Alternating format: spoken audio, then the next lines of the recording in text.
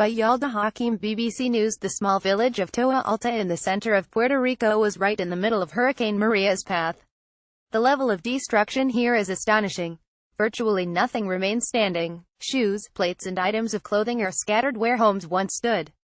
30-year-old Jose Nieves and his young family evacuated the area just before Maria struck in September.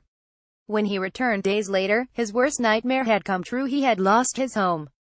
"I was the one who built it, little by little, and it was built solid enough, but the hurricane was stronger than I ever imagined. I thought it would withstand it. But it didn't. Down it went." He now spends most of his days looking for clean water and milk for his 12-month-old baby Jocelyn. 8 weeks after Hurricane Maria, Jose and his family are among the millions of Puerto Ricans still reeling from the storm and its aftermath. Media playback is unsupported on your device. Media caption: 12 months after Hurricane Maria, many Puerto Ricans are still without vital infrastructure. It's hard to believe that this is a United States territory, that these people are American citizens and American taxpayers. Many on the U.S. mainland aren't even aware of the legal responsibility that the U.S. government, which is in charge of Puerto Rico, has towards Puerto Ricans. President Donald Trump was criticized for treating the island differently to other disaster zones on the mainland.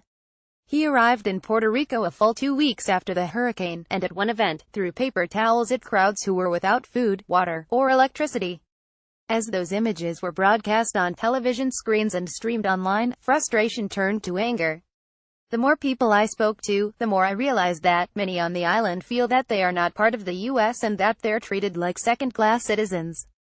Image copyright Getty Images. Image caption: President Trump was criticized for throwing paper towels into a crowd during his visit. Chief among these is Carmen Yulín Cruz, the mayor of Puerto Rico's capital, San Juan. Soon after Maria struck the island, she entered a Twitter war with Mr. Trump about what she regarded as his weak response to the crisis.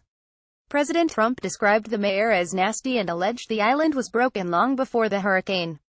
When I asked her if he was wrong to suggest Puerto Rico had existing issues, she told me what is incorrect is for a president who is supposed to be the commander-in-chief to become the hater-in-chief and to become the person who just tweets away their hate.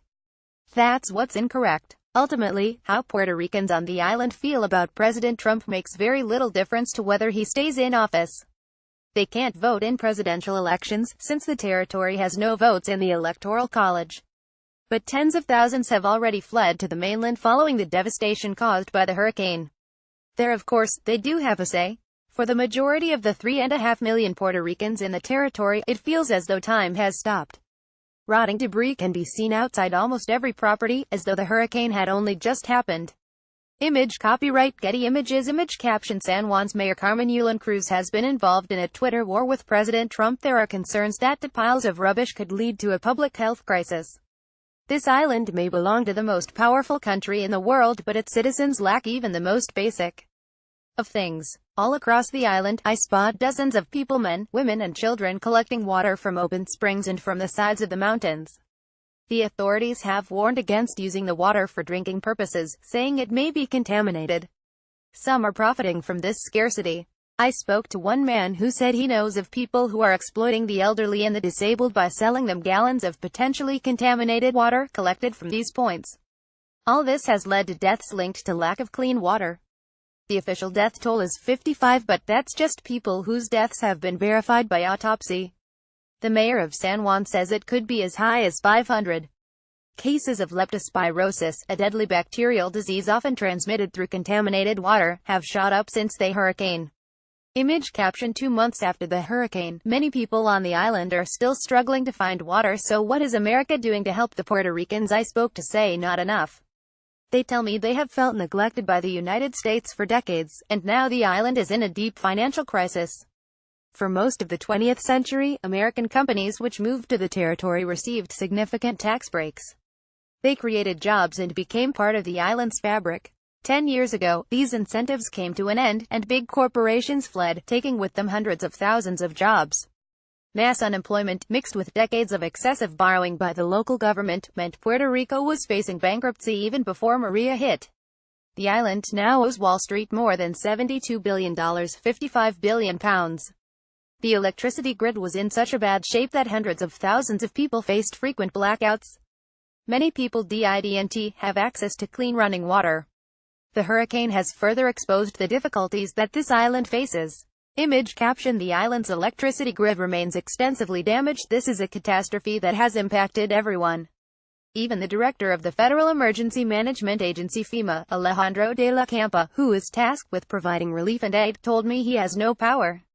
This is the largest FEMA response in the Caribbean, the most catastrophic event in Puerto Rico and probably in the U.S., he says. He pushes back when I question him about the criticism directed at FEMA for not reacting quickly enough to the needs of Puerto Ricans, saying he and his team remain committed. Many residents across this island told me they had almost resigned themselves to the fact that they may be without electricity for up to a year. Rebuilding Puerto Rico is an unprecedented task and questions remain whether those enlisted to do it are up to the challenge.